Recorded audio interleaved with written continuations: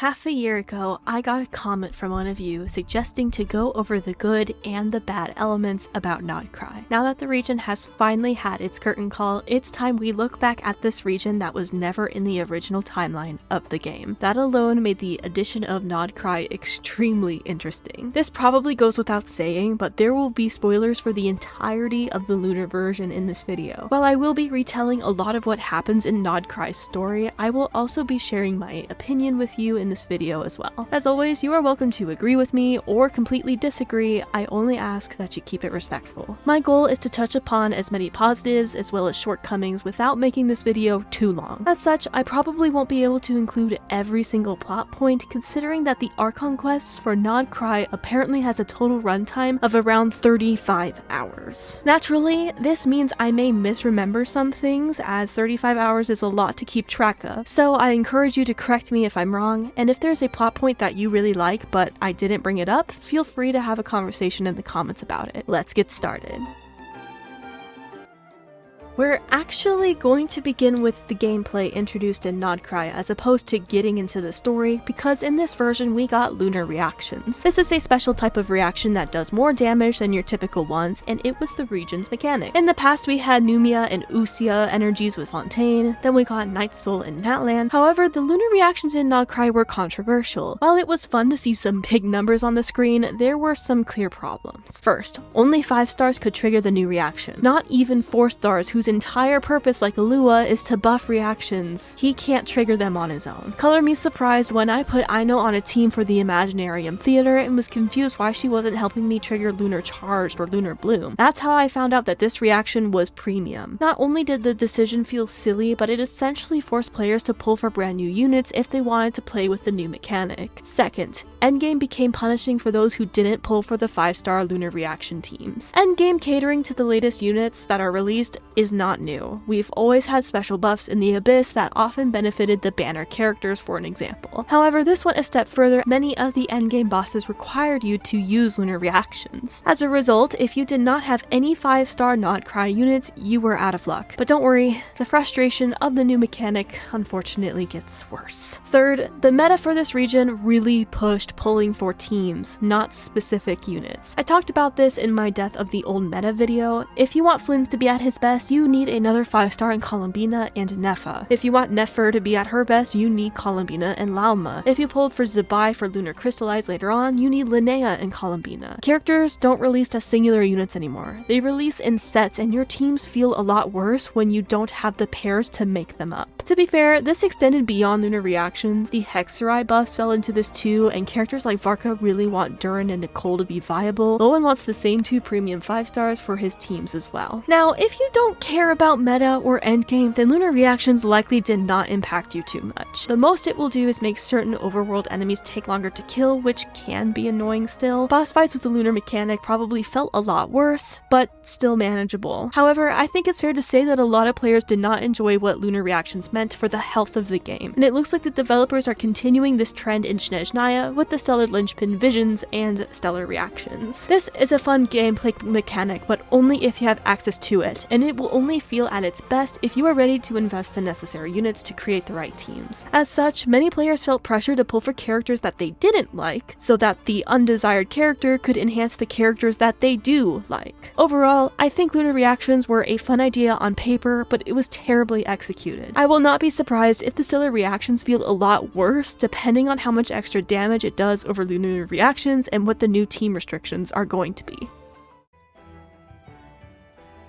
As briefly mentioned in the intro, Nod Krai was never part of the original timeline. In the Tevat Travail trailer, we were supposed to go straight into Snezhnaya after our time in Natland. The developers had come to a realization that there were many plot points with loose ends, so they created Nod Krai to help flesh out the world's lore. I don't mind this idea. If Nod Krai was able to flesh out some of the existing lore while also help conclude loose ends, then I'd happily spend my time playing through it while they continued to polish Snezhnaya. We would eventually get some trailers for Nod Krai that would help set the scene for what we were going to encounter. The first one I'm talking about is the Nod Krai preview teaser. This is the trailer that introduced the various factions. We had the Wild Hunt, the Frostmoon Scions, the Lightkeepers, the Snowland Fae, the Fatui, the Knights of Favonius, and the Hexen Zirkel. That's a lot going on here. This was essentially Nicole teasing us of what's to come, but we didn't get much insight as to these factions. We were simply just introduced. The next trailer to discuss is the Song of the Welcome Moon teaser. This is where we got all of the new characters. We got a little glimpse of them, and we got a big reveal with Alice at the end, who would be the only character in the trailer that would not become playable in this version. I believe her introduction was premature. It was great seeing what she finally looks like, but seeing how she was absent for the majority of the story, I wasn't sure why she was revealed at all. Trailers are a double-edged sword. When done right, you can hype up the player base and get them excited for all of the new things to come. But if you fail to deliver upon the expectations set by those trailers, then what originally worked to generate hype will backfire on you later down the line. A few examples. Think about the Winter Night Lazo trailer. This was an incredible trailer back then, and as we got to meet the Fatui in-game, expectations set by this trailer were not met. As a result, you have a lot of disappointed players who felt misled by the original intentions of that trailer. Another example is the famous Tevat Travail trailer. Every character featured is important to the story, except Eonsen. There was a set expectation that was continuously proven every year that the highlighted character would play an important role. So when Eonsen got sidelined pretty hard in the Natlan arc, players were understandably disappointed. The Nod Krai trailer set the stage for a serene land covered in moonlight. We knew that there was going to be multiple factions at play, both new and old. I don't think it's crazy to expect that there will be some conflict between these factions as they navigate whatever the main problem of the Nod Krai arc was going to be. We also should expect to learn a lot about the new factions and hopefully flesh out the older factions that we already knew, like with the Fatui and the Knights of Favonius. No matter what your expectations were going into this new region, it's time to discuss the character designs. Seeing as character design is a main focus on this channel, I'm going to keep this section blunt and to the point. Nod Krai had some amazing designs. Some of my favorites from this region include Durin and Flynn's. Unfortunately, where a lot of the character design discussion stems from is the setting. Nod Krai is part of Snezhnaya. It's not as cold as the Nation of Snow, but it's still pretty cold. When I look at some of the female designs, I think they're cute and I like a lot of them, but once I consider the setting they are in, I want to roll my eyes. Lalma is among one of the most revealing characters. I know she is named after a woodland spirit who often appears nude, but come on, she has to be freezing her butt off. Nefer has such a cool theme going on with her nods back to Sumeru, but the abysmally short skirt and bare legs make her design feel top heavy. Do you guys remember when fans speculated that Nefer might be the human form of Apep before Nod Krai came out? Good times. As much as I really love Yehoda as a character, her design is chopped and the boob sling is ridiculous. Alice has a very unique hat, but the rest of her design feels uninspired. I personally like Linnea because her aesthetic is one that I tend to gravitate towards, but taking my personal feelings out of it, she's another copy-paste of the tropes we've seen many times before. Xandroni began with an incredible design concept only for it to be dramatically changed in her playable version. Plus, the loss of Polonia was a huge net negative to her concept. Columbina's design definitely portrayed that of a dove, and I actually liked her water heels. It's just different. On the other hand, Aino is a breath of fresh air with the color combination we don't see too much, and she clearly conveys her status as a tinkerer, if not an inventor. Duran's human design is better than I ever could have imagined. I love that his wings are low and always around his side until he's ready to use them, and I like the heart on his chest. Flynn's is covered head to toe in black and silver colors, immediately giving off a cemetery and spirit-like vibe, especially with that blue fire. Nicole does have some overused design tropes, but she pulls it off extremely well, and her long skirt just suits her so well. Ilua is a nice foil to Flynn's and the Lightkeepers, and I like the fur coat and the huge scar on his neck. I just wish his world quest was voiced. Unfortunately, there is a pattern of the male characters being properly bundled up for the cold versus the female characters with exposed skin. I don't know how many times I've had to repeat this at this point, but showing skin is not a bad thing. There are some gorgeous designs in Genshin such as Dia who does show skin. It's when I take into account their environment that I get irritated. It makes sense for characters like Sino and Dia to show skin because they're in the hot environment of the desert. The same can be said for the Natlan characters. If Mualani was released with fur coats and heavy winter clothing bundled up from head to toe, it would not suit her at all. When you're in a cold environment, it is not suitable to be exposing so much skin to the bitter cold. I understand that this is a fictional title and you can do whatever you want, but designs are so much better when they not only look great, but complement the setting and the character's individual personality. I know that was really quick when it came to character design, but that's because I've made dedicated videos for a lot of these characters already. If you like discussions surrounding character design, you'll want to check out my Let's Discuss Design series playlist for more. But for this video, it's time to get to the hardest part. Let's dive into the story.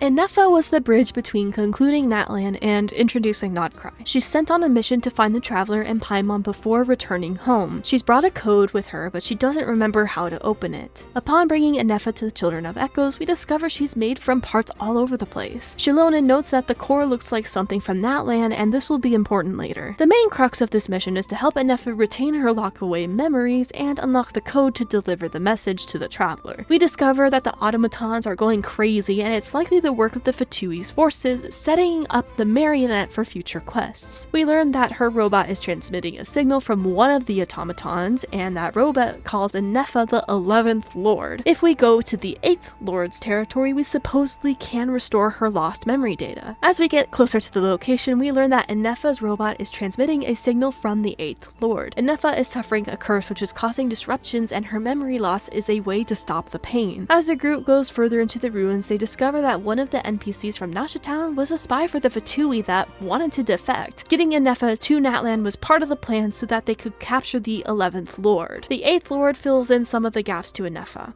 The 11th Lord placed a curse among himself, splitting into two. One who longed for a home that we see in Enefa, and the other half who sought revenge against humankind. The other half is the sovereign ruler, was locked away and supposedly perished. As the quest reaches its climax, Enefa gets controlled by the other bad half of the 11th Lord. Turns out the sovereign ruler half wasn't destroyed after all, and she was leading them here on purpose to take control of Enefa's core. Enefa eventually regains control for a brief moment and destroys her own core. In the cutscene, we see Enefa searching for her memories for the key, and we get a first look at the wild hunt, but more importantly, I know, her creator. It's upon learning that the final secret key is actually this gem that she earns an electro moonwheel vision, and the core that was destroyed is now restored. In the end, Enefa was born in Natlan, but spent 2,000 years wandering in Nod Krai. It's all the memories she's lost and regained over the long time that helped her overload the curse to finally break it. And of course, we finally unlocked the code from the beginning of the quest and learned that it was a message left from Varka. This quest was a good way to tell us more about the dragons. By having Enefa being made with the core that belonged to the 11th Lord, we were able to tie this together with the introduction of Nod Krai. Her gaining a moon wheel was a good way to hint towards the moon goddesses as well. I can say with confidence that I did not appreciate this quest for what it was when it launched. I spent a lot of time rewatching this quest and actually all of the Nod Krai arc, and I have a newfound appreciation for it. Though I will say this quest could have benefited by trimming some of the dialogue bloat. Some interactions felt like they dragged on, but the way that they managed to flesh out the dragon tech while also giving us plenty of breadcrumbs for Nod Krai was done really well. Nod Krai is where Enefa wishes to go home to with Aino, and having her travel back home while bringing the Traveler along is a perfect way to introduce Nod Krai. Before we set off to Nod Krai, we get one last celebration party with the Natlan cast. This felt like a nice farewell to Natlan before we head off to the new region with Enefa. I liked that this celebration party was off screen, knowing that players would be excited to check out the area as soon as possible. Shortly upon arriving in Nasha Town, we get a hint that the Traveler recognized something, and we're hit with the Traveler's spaceship crashing here. This plot point was not gracefully introduced, especially since we already had information that the twins walked among the stars. So the idea of having them actually showing up in a spaceship 5 years into the game's runtime with no mention of a spaceship beforehand was extremely jarring. It felt even worse when Paimon says the Traveler never mentioned a spaceship before, meaning that the writers were well aware of how awkward and out of left field this was. Paimon, this is where our spaceship landed when Lumine and I first arrived in Tavad. Huh?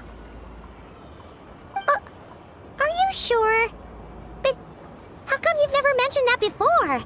Seems pretty important to Paimon.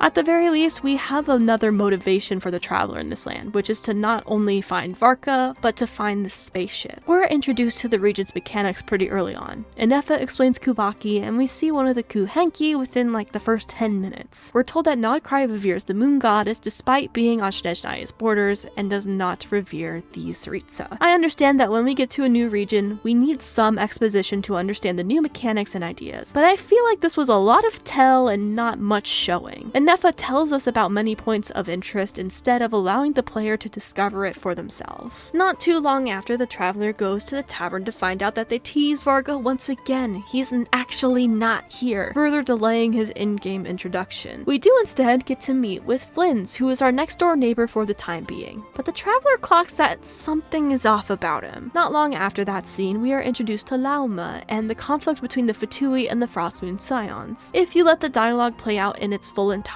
all this happens within the 30 minutes of the first Archon quest in NodKrai. Unless you broke away from the main path to start exploring, you have been dialogue locked for half an hour. From this point forward, I'm going to start highlighting specific points I think are important to the introduction, otherwise we'll be here forever. We essentially get a tour of Nasha Town before heading out with Inefa to finally meet Aino. Seeing Inefa finally get to come home is heartwarming, and the dynamic between these two is actually really wholesome. Shortly after, the traveler heads to Hisi Island and we meet the special Luonatar. This meeting is going to be a special one that you'll be able to fully appreciate later in the Archon quests. For the time being, the traveler encounters the Frostmoon Scions and learns about a moon relic that can help clear up their muddy memories surrounding their spaceship. We're told that Kutar, aka the moon goddess, was angered by the people's greed and has long left Hisi Island. It wasn't until 2 moon remnants were spotted that the goddess returned with the Fatui in tow. Don't worry, I'm going to have a whole section just for Columbina. Our twin suddenly shows up and we embark on this wholesome journey to get the moon marrow. It's too good to be true, as this twin was a fake and they stole the relic. About an hour and a half in, we're finally getting something beyond exposition and meeting the new characters, only to go back into it by introducing the Curatorium of Secrets with Nefer and Yehoda. It's this conversation that leads to a break-in of the Fatui Fortress. Upon breaking in, we learn that the Fatui Fortress is over one of the moon's remnants that they've been studying. We learn that the Marionette has the moon marrow here as well. We get to finally see Marionette and Polonia, and this just hurts knowing that Polonia is going to be gone. The wild hunt goes wild,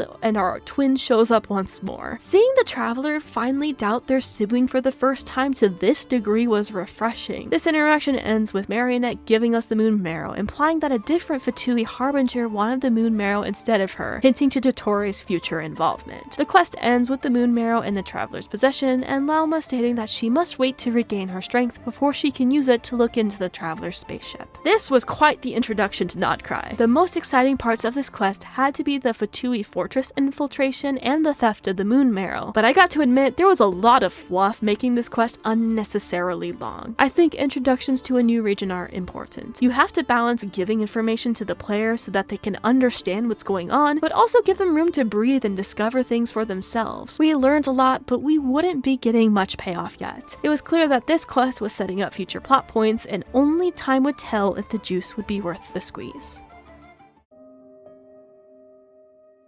One of the coolest characters we get to meet in the NodKrai era is one of the 5 sinners of Conria. It turns out his heart remains in Flynn's lamp, and he needs it to complete his new form. This is why the traveler kept noting that something was off about Flynn's in the first Archon quest. It's the second Archon quest when we finally get the reveal and see the man himself, our first sinner revealed on screen, but not without some exposition from Columbina at first telling us who he is. I'm not sure if his introduction would have been more impactful if we got the sudden reveal with his name card on the screen, but thankfully this sinner still left a huge impression. The fight between him and Flynn's was fun to watch, and seeing this giant cannon meant to protect the people from the Wild Hunt actually backfire to help create Revere's new form was genuinely exciting. It was really well done in gameplay too, because we got to go back and forth from various groups trying their best to alter the disaster. Inefa trying to lift up that giant cannon to change the direction of its fire was pretty badass. His introduction was just so cool. I'm gonna let it play out for you.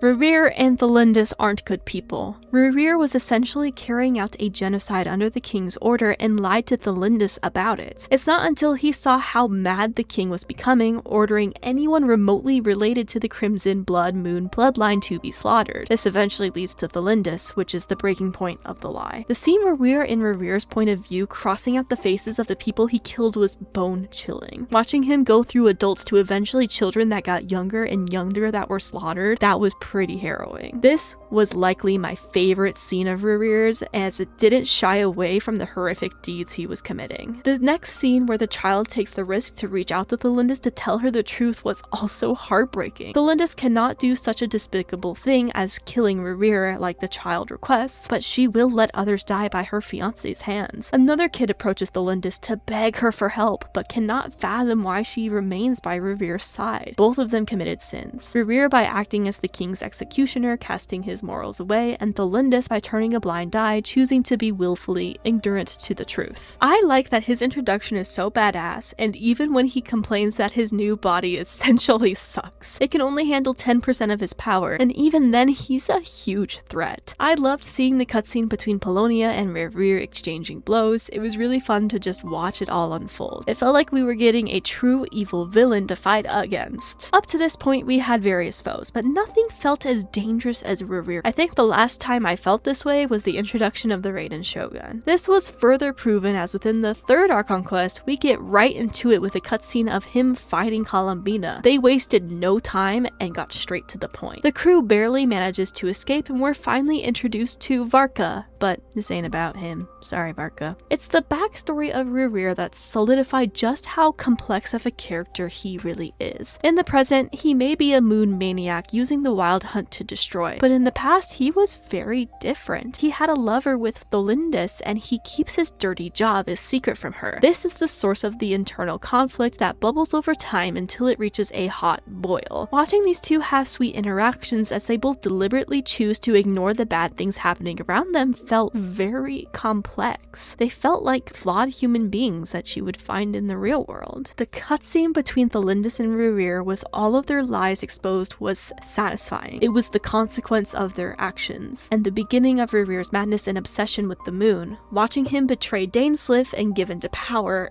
it was just such a good payoff to the memories we had witnessed thus far. Right after this amazing sequence, we are shoved right into Nefer's story. It felt abrupt, unnatural, and out of place. I would have loved to learn about Nefer, but this greatly disrupted the flow of the story. All we really needed to know about her at this moment was the abilities of her chessboard, which she's already seen, and hints of her connection to the Ibis King. I get that Nefer and the cast never really woke up after searching Racher's memories, and now she's getting a taste of her own medicine. This isn't a bad concept, but I think it would have been better if we got little crumbs to Nefer's backstory instead of the whole shebang. This would have gotten players interested to learn more about Nefer at a later time without disrupting the flow like it did in the main quests. When she said, "It's almost over," I cheered, but let's get back on track. Racher and the Lindis are so incredibly well written, and they easily became one of the story highlights for me. Seeing Dainsleif join the crew to help defeat Racher was a nice touch as well. Typically, whenever Dainsleif arrives, we know there's going to be a huge lore drop. Oddly enough, NodKrai was the only region in which Dainsleif did not get a dedicated Archon quest when he appeared, but instead they blended it seamlessly with the main quests in NodKrai. He had a clear role to play with trapping Racher, and the face Racher made when he recognized Dainsleif was priceless. I like that these two characters are not redeemed. They are both trapped in the moon's reflection, and even then, they cannot see each other. They can only hear each other. To make it worse, the Lindis is only an afterimage. It's not even the real one, just part of her soul that was left behind after all of these years. Racher is no longer crazed by his obsession and chooses to rest there with what's left of the Lindis. Together,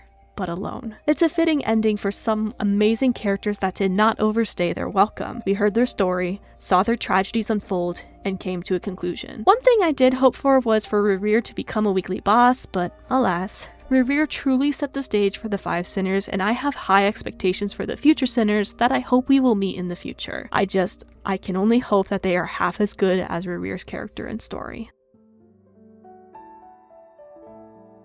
Columbina is an interesting case for a couple of reasons. One, she is the third of the Fatui Harbingers, but now she is also the moon goddess. Many were curious how they were going to explain this in the story. Second, and more prevalent, many players had a headcanon about Columbina that they liked. I think this stems from the hoyoverse animation with Columbina being depicted as a biblical angel, hinting towards a darker side to her character. While this version of Columbina is pretty cool, none of the hoyoverse creations are canon in the game. It's actually awesome that we get such big fan celebrations for the game through hoyoverse, but many players saw this and took it as canon even though it wasn't. Hoyoverse content made by fans for the fans. Hoyoverse's role is to host the event and even commission some of the artists, singers, etc. to contribute to the project. That doesn't make it canon. This led to many disappointments and frustrations later on once the canon Columbina was presented to us in the game. Columbina became a stark example of players coming up with a headcanon for a character and then getting mad once they realized their headcanons were not going to come true. Or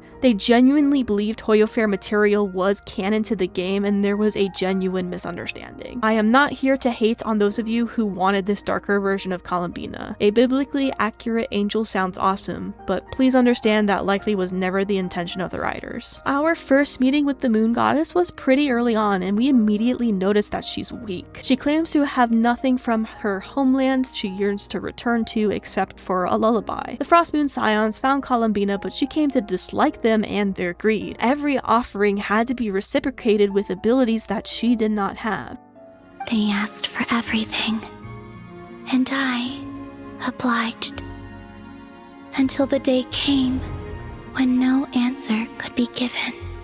This eventually led her to leave, and she joined the Fatui not long after. The Fatui were framed to only want her power as the moon goddess, and Columbina states she already fulfilled her promise and duties to them. This immediately raises some questions. If Columbina fulfilled her duty, then why is there a warrant for her retrieval? And knowing what we know now about some of the promotional material that came out, did something change with the Fatui's writing? The Traveler continues to meet with Columbina, learning more about the moon goddesses and the frost moon beyond the false sky. A lot of Columbina's meetings are exposition at the start. Sure, we get to see her slowly open up as she realizes the Traveler isn't there to play a game of give and take like the Frost Moon Scions, but as I rewatched a lot of the Archon quests, especially towards the beginning, she felt like an exposition machine. She's constantly asking the Traveler, "Oh, you really didn't know about certain things," and it got a little tiring. I do like that the frost moons of the past are different from the ones of today, and that's thanks to Lauma. Watching Columbina's dynamic with them shift over the course of the quests were nice. It was even refreshing to see the first step in doing so caused major problems as Columbina began to disappear as the Frost Moon Scions learned the truth, meaning nothing was left to tie her to Tevat. Sometimes things in life have to get worse before they get better. The next big scene we get with Columbina is her saving the group from Racher, teleporting them to her special hiding place. We get to see two Fatui Harbingers interact face to face, and I was perplexed. Didn't Columbina just tell us she ran away from the Fatui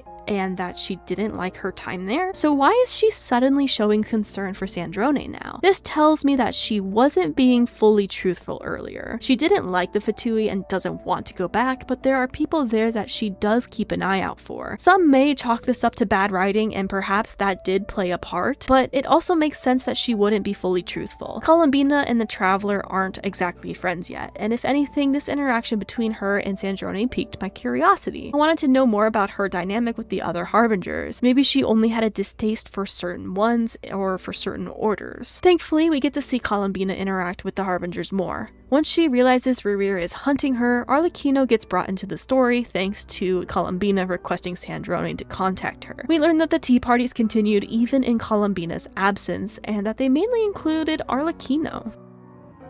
Have you held any tea parties lately? Tea parties? Yeah, obviously. You don't seriously think we'd pack it all in just because you aren't here. If anything, they've been more eventful than ever.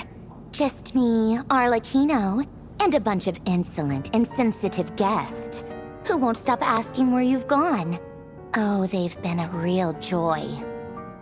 I'm going to fast forward ahead because in Sandrone's trailers we see Arlecchino, Columbina, Sandrone, and Rosaline having a tea party. Many players thought that it was jarring to see them getting along, especially with Columbina initially setting up the Fatui as a bad place to be with a false sense of home. While I have my own thoughts about this trailer, this conversation in the third Archon quest tells us that these tea parties did bring them together more often than we might have thought. This conversation also straight up tells us that Sandrone keeps losing people, foreshadowing that more loss may come in her future. It's this conversation that we get more insight as to my questions from earlier. Columbina gained protection with the Fatui, but it came at a price. Or rather, it was just another transaction. She tells the Traveler and Sandrone that she didn't care about the bigger picture. She just didn't want to be an endless supply of power. Protection didn't come for free.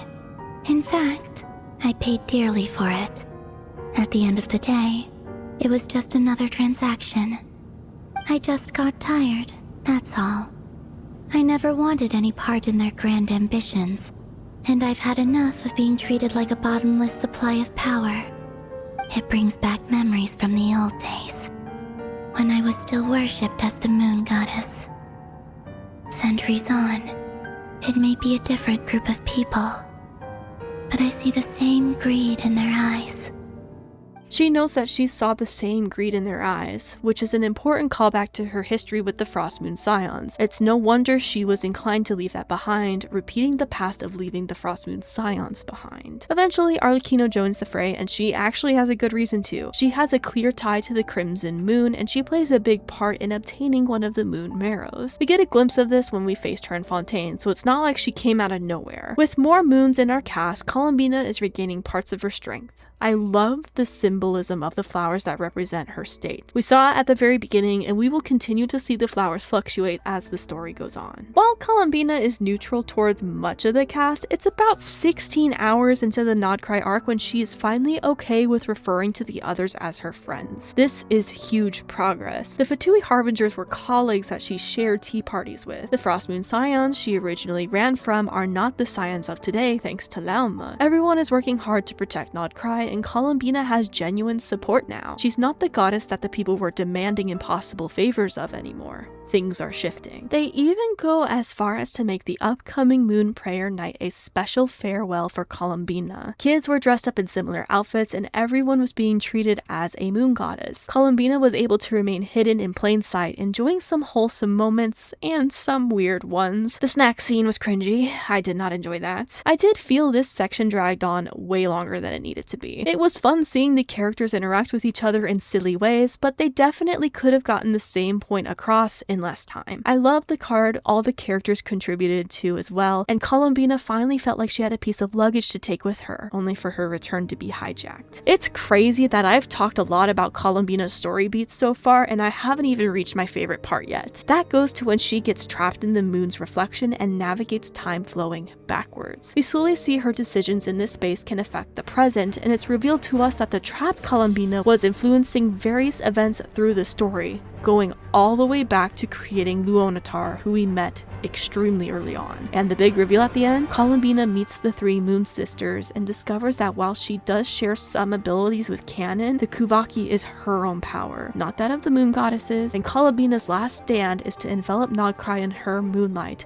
granting Kuvaki to all. The way she navigated this was incredible. From the messages she tried to leave behind to her final sacrifice. She didn't know if any of her plans would work, or if any of the signs she gave would be seen, but she did so anyway. She began as a goddess who felt disconnected from her people. She drifted from place to place, leaving little care for others as she constantly saw interactions as transactions. To see her go from that to slowly opening up to the Nod Krai cast and even trusting that they'd get her back in the present moment was satisfying. You could call this the power of friendship, and it has been overdone for sure, but seeing Columbina's wits firsthand was nice. They showed us how she intelligently navigated in the moon's reflection instead of just telling us that she went back in time and miraculously came back. She was only able to return to the future she belonged to because of her intelligence and the trust she put in her friends. The Columbina from the beginning of the story would not have done that. Whether you like her character or hate it, she had a character arc that showed growth over the span of the entire Nod Krai arc. And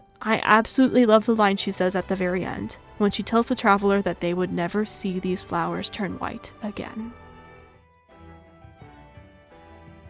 Dottore is actually absent for almost half of the Nod Krai arc conquests. He doesn't take center stage until after the main cast yeets Racher into the moon's reflection. With one big villain gone, it was time to introduce the villain for the second core. We learned that Dottore was investigating the moon back in Natland, and it's suspicious that we hadn't crossed paths yet. We actually don't see him on screen until Act 6 when he seizes control of all 3 moons. That is, until Columbina traps herself in the moon to prevent Dottore from becoming unstoppable. This guy is straight up crazy. He got 2 of the moon marrows, and with Columbina gone in the moon's reflection, he already planned ahead to create a fake one to complete his objectives. Previous to Nod Krai, we met Dottore in Sumeru as he created a false god in Scaramouche. Before he left, he obtained the Dendronosis, but not without Nahida making a deal. Destroy all the other segments, and the Gnosis is yours. That was really the full extent of what we saw, along with this famous line. I left Sumeru, but I also stayed in Sumeru.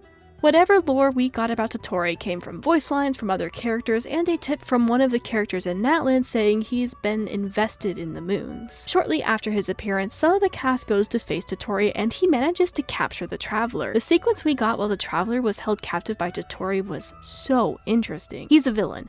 We know he's done terrible things, and yet he starts to make sense. The Traveler's goal is to find their sibling, and their sibling told them to travel the world, walk the path that they walked, and at the end of the journey, they will understand the truth of the world. But Dottore points out what's truly happening. The daily commissions, saving the nations, the silent expectations placed upon the Traveler. The Traveler has come so far, and yet seems to have accomplished so little towards their main goal. That's what Dottore wants you to think. We, the players, know that by visiting the nations and interacting with the people of Teyvat is part of the main goal, yet Dottore is twisting it, trying to convince the Traveler that they're being slowed down by the people of Teyvat, that if they would just join forces with him, he could use his new powers of the Trilune to bring the sibling to the Traveler in an instant and get all the answers they are searching for. No more chasing after a figure that keeps getting further and further away. No more pouring resources into the people of Teyvat who cannot even begin to fathom the void that is in the Traveler's heart. The Traveler even admits that Dottore isn't fully wrong in his speech here. We're not opponents. Dottore just wants to talk. Just like how the Traveler has managed to talk and work with the other Harbingers, surely the Traveler is capable of working with Dottore as well. I do think it's a bit funny that Dottore keeps giving the Traveler one more chance because he is somewhat desperate to work with them. From a scientific standpoint, working with a Descender, one who can defy the fate of this world, is simply too good to easily give up. I wouldn't be surprised if the Tsaritsa herself tries to get the Traveler on her side to go against the Divine. As Dottore continues to speak to the Traveler, it becomes clear that he is the kind of scientist where the ends justify the means. He flat out tells them that he's not been afraid to step into the villainous role if that means progress. And when he points out that even gods are replaceable, we get this fun line. Anything Columbina could do for you, I can do better. It's only until the Traveler literally stabs Dottore in the back that he finally loses his patience. A few days later, we see Dottore again, and he is ready to end the lives of the crew. The scene where he splits the false guy in two with just his finger is pretty cool, and we get to witness his first weekly boss fight. I find it interesting that if you actually follow the instructions on screen, you'll regain energy to your skills. It's a neat little mechanic for the fight. Even when we're in the middle of battle, Dottore offers the Traveler one last chance to join him. When the Traveler refuses, Sandrone joins the fray, and we see that Dottore didn't hesitate to destroy her. We know that Sandrone is going to make her return, but it was ruthless to see Dottore take out his own comrade without much of a second thought. He goes on to say how Sandrone's inability to trust others is her undoing, when in reality, Dottore is projecting his own weaknesses onto her, and I like that the Traveler points this out. Once the moon gets brought down by Varka, Nicole, and Arlecchino, Columbina makes her return. I actually didn't catch this during my playthrough, but once you enter the battle with Columbina again, you can find Sandrone's body on the sideline. That's messed up, man. In the end, the crew defeats Dottore, but we know he's not gone for good. At the very end of this act, when the title of the quest appears, it glitches out. A subtle detail that gives players an inclination that Dottore's story isn't quite over yet, and it's not. We'll talk about it more in the next section. A later patch would reveal another quest name that would garner a big reaction from the player base: The Truth Among the Pages of Piranha.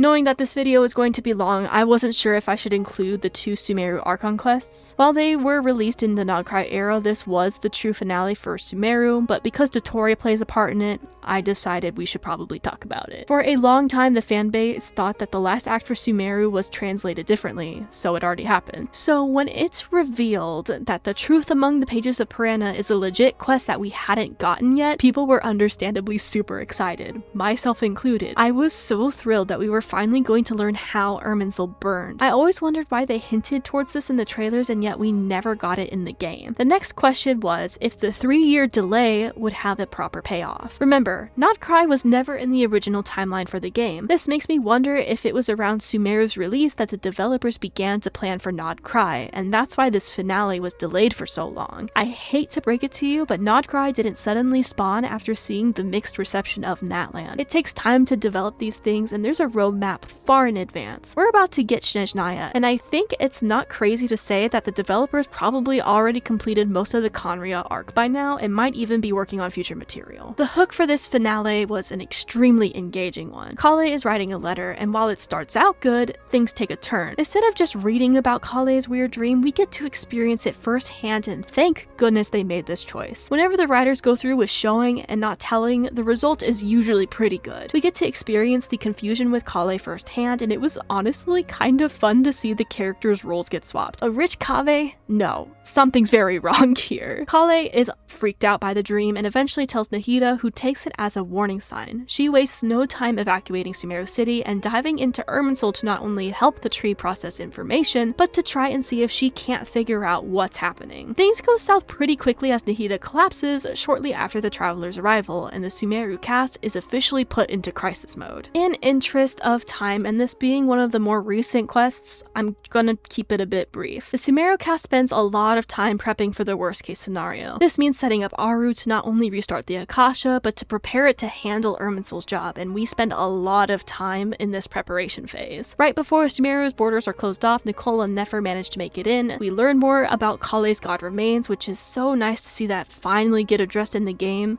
For the longest time, only manga readers were fully aware of the extent of Kale's story and her connection with Dottore. As the group rigorously prepares, we are introduced to the Regrator, and we find out that Dottore has entered Irminsul through death. Turns out while he destroyed his remaining segments, he had stored half of his soul in the Northland Bank, and the other half was the Dottore we dealt with in Nod Krai. The reason the Regrator is here now is to honor their contract that they had made long ago. Dottore says that because his other half in Nod Krai suffering a crushing defeat, he has now gained new knowledge for a new testing ground. This guy is such a madman that he doesn't see his own death as a setback, but rather a new opportunity to enter Irminsul and continue his experiments. I guess I shouldn't be surprised seeing he was so willing to destroy all of his segments to strike a deal with Nahida back then. The purpose of his experiments isn't to ascend to godhood like we were led to believe. As long as he can study and experiment, he'll be satisfied. And don't worry, we get a very satisfying cutscene going over some of Dottore's backstory, so let's take a minute to talk about that. It opens with him on the piano talking to Pantalone, aka the Regrator. It goes over their deal and the tale of Dottore's past. We finally get to see the various segments, and this was so damn interesting. The original Zandik died of old age, and he naively begged for his younger segments to save him. Instead, they watched eagerly, waiting for him to pass on so they could self-dissect the original, and Pantalone saw it happen. If I walked in on that, I would be scarred for life. But it goes to show just how selfish these segments were. It didn't matter that one of their own was in trouble and about to die, they just wanted to satisfy their own knowledge and curiosity. The major twist of this finale was that it wasn't Dottore that brought flames upon Irminsul, but Nahida herself. She uses the pyronosis she got from Malwika and burns the tree for 7 days and 7 nights until nothing above the surface remains. Dottore is now gone for good, and it's said that the pyronosis is no longer sensible, meaning it's likely gone too. While I recognize that this finale's theme was to prevent a large disaster that could destroy Tevat, I also understand the frustrations that came with this quest. Nahida didn't suffer any consequence of Irminsul burning. In a throwaway line at the end, she tells us that Nicole was able to sever her connection and hook her up to Aru, meaning she's gonna be okay. I'm not against this idea, but showing Nahida having some discomfort as Irminsul burned would have felt better in the narrative. Or if we saw a brief conversation between Nicole and Nahida discussing the worst case scenario, Nahida could have asked if Nicole is even capable of connecting her up to Aru. Either of those scenarios would help make this transition feel feel less abrupt and less of an afterthought. With Irminsul now gone, the fate of the world grows unstable. This is also a throwaway line at the end, and we don't get any hints of this. In one of my previous videos, I stated that if we got one extra scene with Mona or Barbeloff trying to look into their scryglass, but instead the water looked muddy or murky, that could have been a great way to set this up.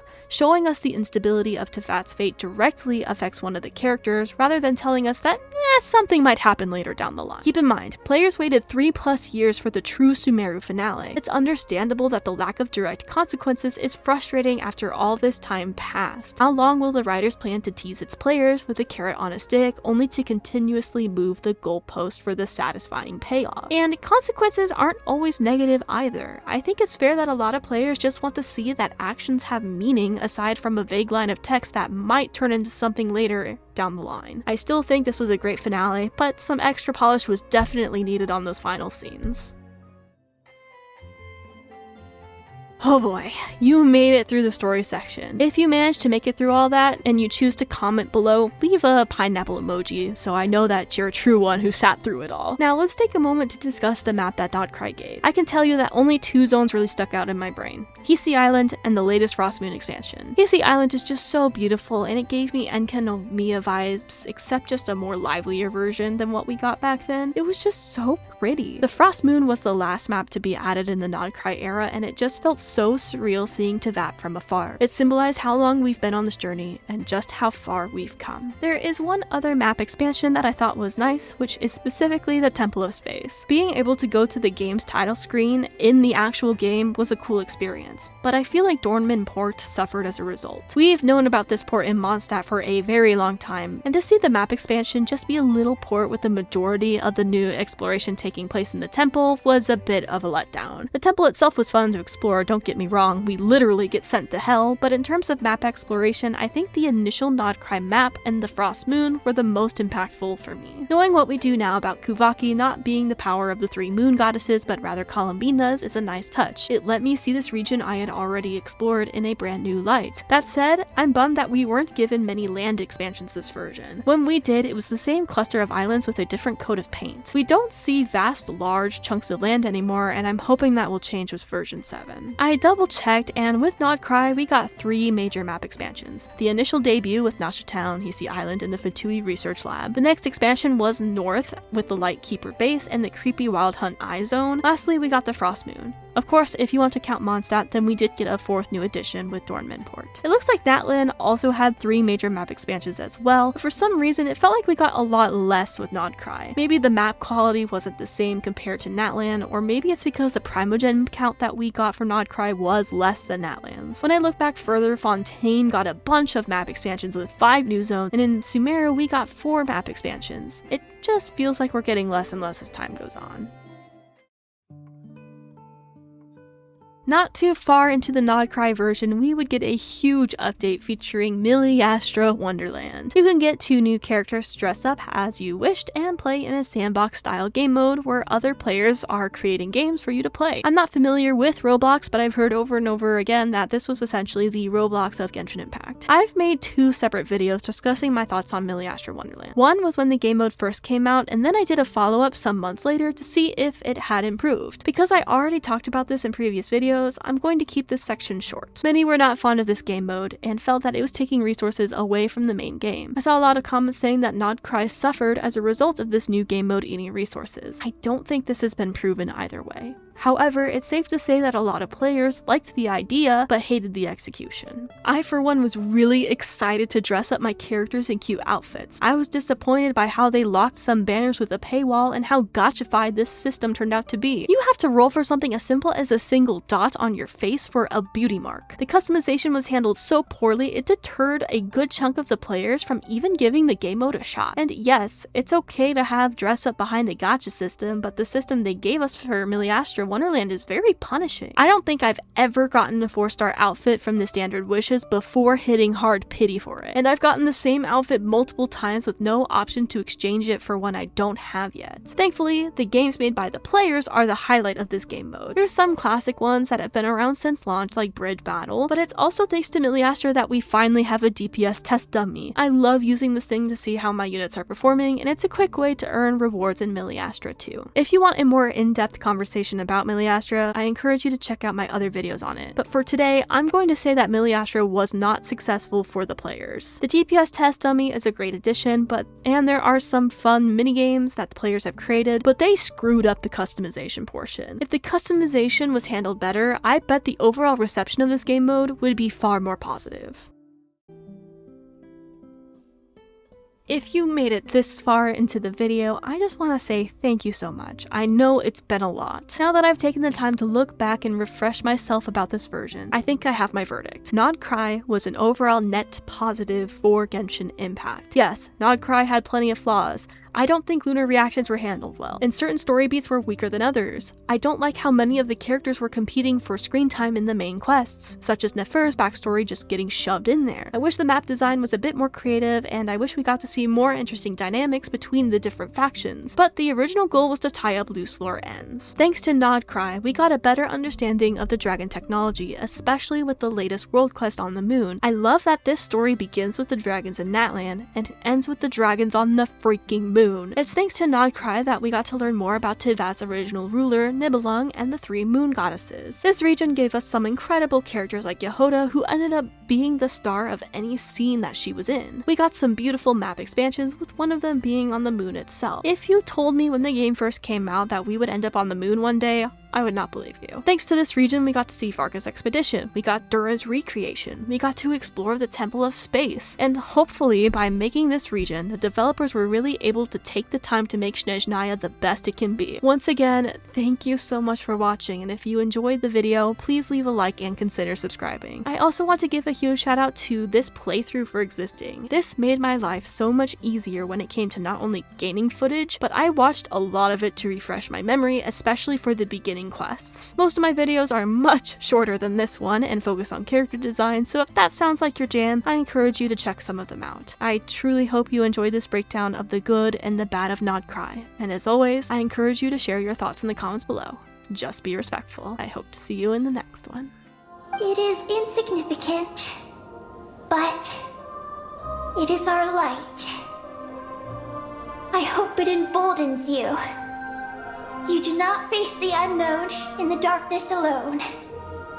Please, keep sending your voices out into the stars, and let them become your light too. A single ray of light is feeble, easily swallowed by the darkness. But as long as another light shines out before it can fade, then one day, there will surely come a ray of light that pierces the night like the dawn. Last but not least, we are Moon Gazers.